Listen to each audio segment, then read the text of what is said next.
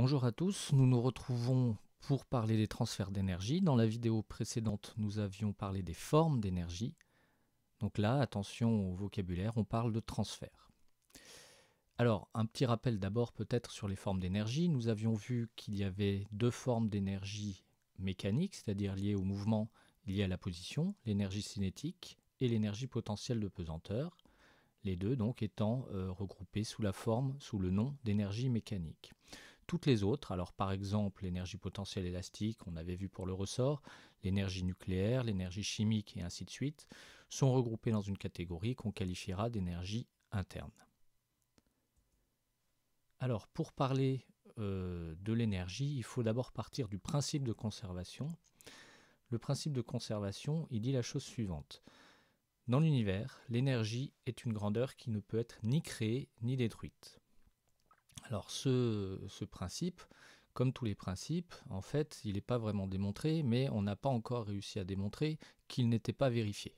Donc on va considérer que c'est correct, et de toute façon on arrive à prévoir ou à faire tellement de choses en partant de ce principe que vraisemblablement il tient quand même bien la route. Et il permettra d'expliquer quand même beaucoup de choses après, ou en tout cas d'interpréter beaucoup de choses. La conséquence de tout ça, c'est que l'énergie dans l'univers, c'est une constante. On ne fabrique pas d'énergie, on n'en perd pas. Par contre, un objet peut en gagner, un autre objet peut en perdre, mais de toute façon, il faut bien se dire que s'il y a un gagnant quelque part, il y a forcément un perdant de l'autre, puisque l'ensemble, la globalité de l'énergie dans l'univers reste constante. Pour les défenseurs de la théorie du Big Bang, on pourrait penser par exemple que toute l'énergie de l'univers en fait, a été dispersée dans l'univers lors de l'explosion initiale, le Big Bang, et qu'ensuite, elle se répartit d'un objet à l'autre, d'un système à l'autre, et elle est échangée. Et justement, les échanges, c'est ce dont on parle aujourd'hui, c'est-à-dire les transferts d'énergie.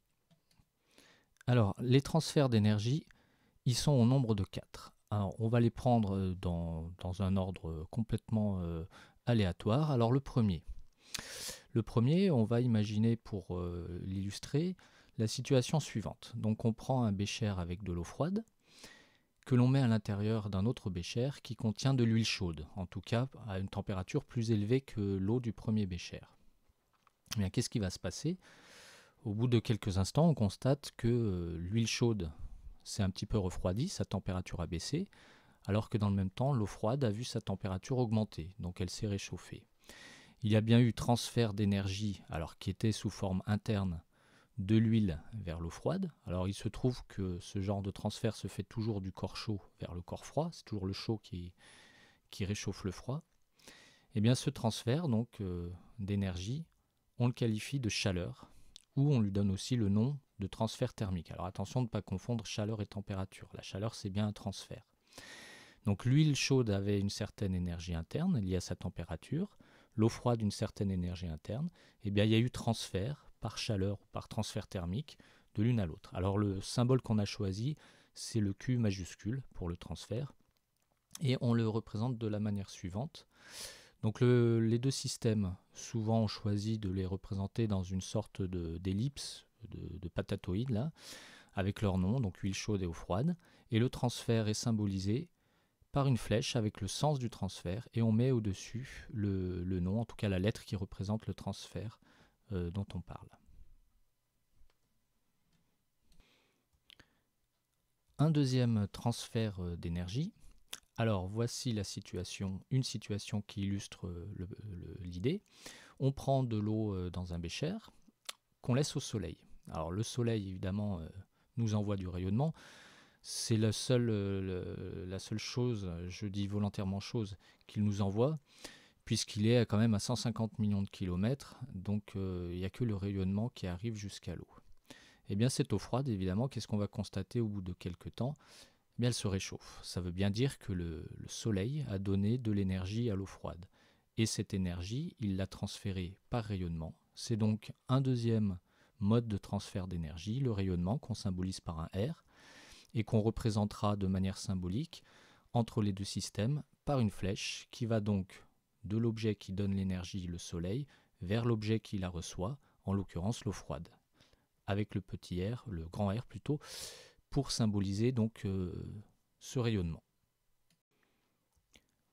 Le troisième transfert d'énergie que nous allons voir, il est illustré par le schéma suivant. Donc on a une lampe que l'on va relier à une pile par l'intermédiaire de conducteurs électriques, en l'occurrence des fils. Dès lors que ceci se passe, eh bien, on constate que la lampe s'éclaire, donc elle va fournir du rayonnement, mais elle fournit du rayonnement parce que la pile lui a fourni de l'énergie. Alors comment ? En fait, le rôle de la pile, c'est de faire circuler les électrons libres qui sont dans les conducteurs, alors dans les conducteurs qui relient la pile à la lampe, mais aussi à l'intérieur du filament. Ce mouvement des électrons, donc qui sont poussés en quelque sorte par l'action de la pile, va entraîner l'échauffement dans le filament et donc la production de rayonnement. Le transfert d'énergie donc, de la pile vers la lampe sous cette forme s'appelle le travail électrique, écrit WE, W pour travail, petit e pour électrique. On le représente donc ainsi, depuis la pile vers la lampe, toujours le petit trait avec le sens du transfert, et donc son nom au-dessus.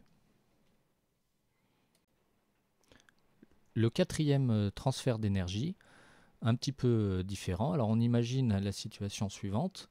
Donc un wagonnet est sur des rails, une personne se trouve derrière, et la personne pousse mécaniquement donc le wagonnet.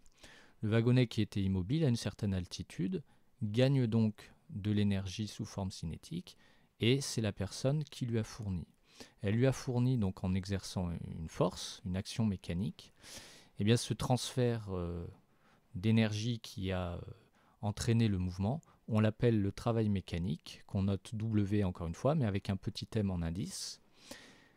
Et comme d'habitude, la personne transfère cette énergie au wagonnet, donc le petit trait avec la flèche, et WM pour indiquer que c'est du travail mécanique.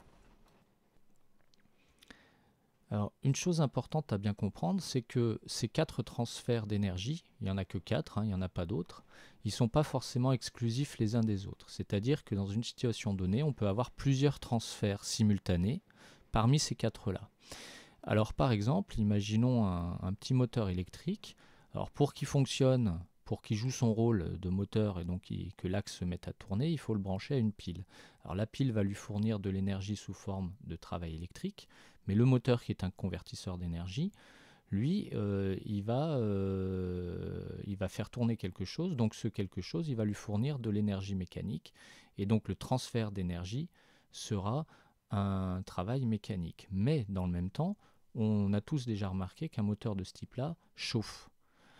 Donc il va réchauffer l'atmosphère autour, même si ce n'est pas son but, même si ce n'est pas son rôle, il va quand même réchauffer l'atmosphère, donc il va fournir à l'atmosphère de l'énergie sous forme de chaleur ou, on l'avait vu tout à l'heure, de transfert thermique. C'est quand même pas son rôle, mais il le fait. Donc il y a bien 2 transferts de la part du moteur.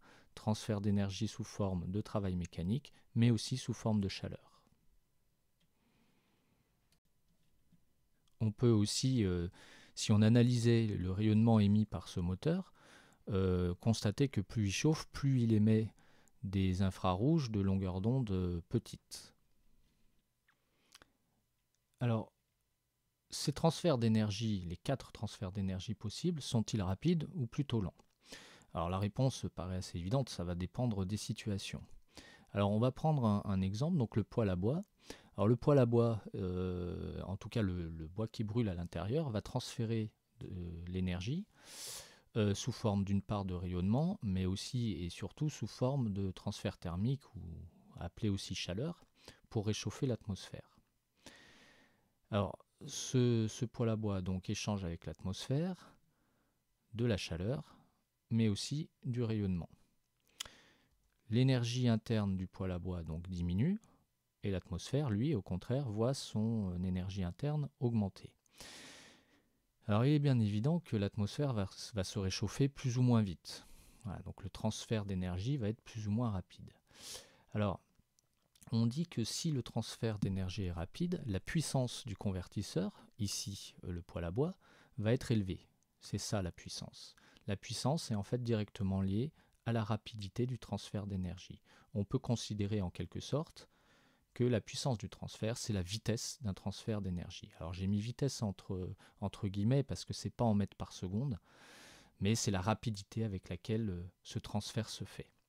Alors cette puissance qu'on note P, on la modélise par le transfert d'énergie échangée divisé par la durée de l'échange. Voilà, donc E divisé par delta T. Le transfert divisé par l'intervalle de temps pendant lequel il se fait. Alors les unités, évidemment l'énergie, le transfert d'énergie en joules, le temps, la durée d'échange en secondes, et bien le résultat donne des watts, du nom de James Watt, l'ingénieur James Watt. Alors cette formule, cette modélisation nous montre aussi que 1 watt, c'est 1 joule par seconde. On pourrait considérer que la puissance, c'est une sorte de débit d'énergie lors du transfert. Donc un appareil qui a une puissance de 1 watt, c'est qu'il est capable de convertir, de transférer de l'énergie avec une vitesse de 1 joule par seconde.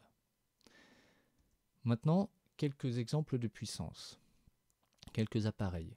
Alors on commence par une lampe, une petite lampe là, de type spot. Alors la lampe, elle reçoit de l'énergie sous forme de travail électrique, par une centrale nucléaire, par un barrage ou tout ce que l'on voudra.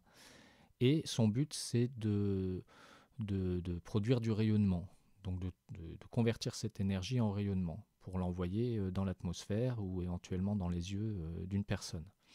Alors je rajoute quand même, parce que malheureusement pour une lampe, ou heureusement, je ne sais pas, ça dépend du type de lampe, il va y avoir aussi du transfert thermique, parce que la lampe chauffe. Alors le principe de la conservation de l'énergie nous dit que normalement tout ce qui arrive, tout ce que gagne la lampe, puisqu'elle ne va pas l'accumuler, va repartir sous forme donc de rayonnement et de transfert thermique. Donc WE égale Q plus R. En fait, la somme des flèches qui arrivent, des transferts qui arrivent, est égale à la somme des transferts qui repartent. Alors pour une lampe de ce type-là, bon, les puissances sont différentes, mais de l'ordre de 40 watts. Voilà. Donc en gros, elle est capable de transférer 40 joules par seconde. Un deuxième exemple, donc c'est le four à micro-ondes. Ce four, qu'est-ce qu'il fait ? Il reçoit de l'énergie sous forme de transfert électrique et il rayonne des rayonnements de type micro-ondes, voilà, au-delà de l'infrarouge, plus grande longueur d'onde. La puissance d'un appareil de ce type-là, c'est de l'ordre de 800 watts. 800, 1200, ça dépend évidemment les modèles. Pour aller un petit peu plus loin, on va voir donc quelques exemples de puissance moyenne d'appareils convertisseurs d'énergie, à prendre évidemment avec précaution. C'est vraiment des valeurs indicatives pour pouvoir comparer un petit peu. Ça dépend du type d'appareil, ça dépend du fabricant et de l'utilisation qu'on veut en faire. Alors le radiateur, c'est de l'ordre de 2000 watts, qu'il soit électrique ou pas d'ailleurs. Un chargeur de téléphone de l'ordre de 5 watts. Ça explique pourquoi des fois, si l'appareil a une grande capacité, ça peut être très long de le charger parce que 5 joules par seconde, ça peut être relativement lent. Et voilà pourquoi les chargeurs sont adaptés à l'utilisation qu'on veut en faire. Un lave-linge de l'ordre de 3000 watts quand il est en fonctionnement optimal. Une éolienne donc, qui produit de l'énergie sous forme de transfert électrique, 1 à 6 MW suivant les modèles, en tout cas pour les grosses éoliennes industrielles. Une centrale nucléaire de l'ordre de 300 gigawatts, maintenant on monte un peu plus, 350-360 gigawatts.